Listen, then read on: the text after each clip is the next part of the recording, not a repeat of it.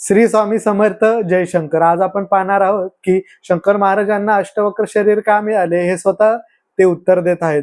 तर बालशंकर महाराज शिवनाथ बाबांसोबत हिमालयाच्या दिशेने जात असतात आणि शिवनाथ बाबा आणि शंकर महाराजांची भेट कशी झाली हे आपण मागच्या व्हिडिओला आपण पाहिलं आहोत. तर त्याची लिंक सुद्धा डिस्क्रिप्शनला दिली आहे, तर नक्की जाऊन पहा तुम्ही. तर बालशंकर महाराज आणि शिवनाथ बाबा हिमालयाच्या दिशेने जात असतात. तर जात असताना शंकर महाराज त्यांना सांगतात की आपण थोडा वेळ इथे थांबू आणि विश्राम करूयात. तर ते थोडा वेळ तिथे थांबून विश्राम करतात आणि बालशंकर महाराज त्यांच्या पायावरून हात फिरवतात आणि म्हणतात की देवाने का मला असे वाकडे तिकडे पाय दिले, बाकीच्यांना ते एकदम असे धडधाकट दिले, असं काय केलं माझ्यासोबत. तर शिवनाथ बाबा म्हणतात की हे कसं आहे बाळा, की तो विश्वनियंता आहे, ज्याचं जसं काम असेल त्याला तो तसं शरीर देतो. आता तूच पाना, तू एका तमाशात काम करत होतास, तिथं जसं ज्याचं शरीर असेल तसं त्याला सोंग देत होते.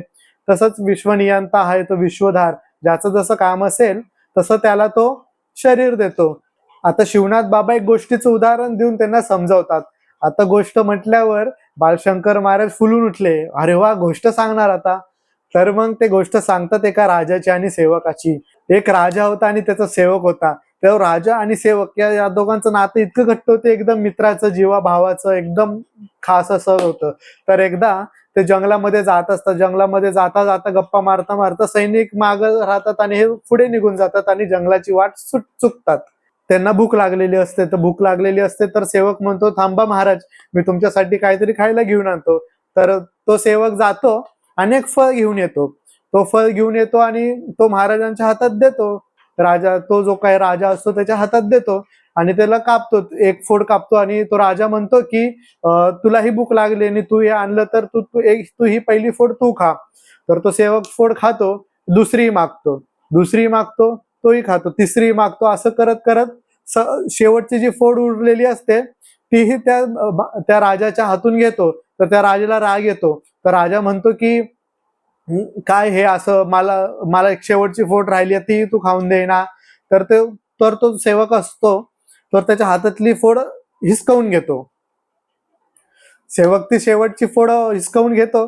तेवढ्यात तर राजा एक फोड तोंडात टाकतो आणि तोंडात टाकल्यानंतर त्या राजाचं तोंड एकदम वेड वाकडं होतं. मग तो कडू झर, ते फळ इतकं कडू होतं. तर राजा म्हणतो, अरे तू फळ कसं खाल्लंस. तर सेवक म्हणतो, आजपर्यंत तुम्ही मला मित्रांना अन्न खाऊ घातलं, आज एक फोड कडू दिलं तर मी का ते फेकून दिले, मला नाही बरोबर वाटलं ते. तर सेवकाचं हे वाक्य ऐकून राजाचं मन भाळून आलं.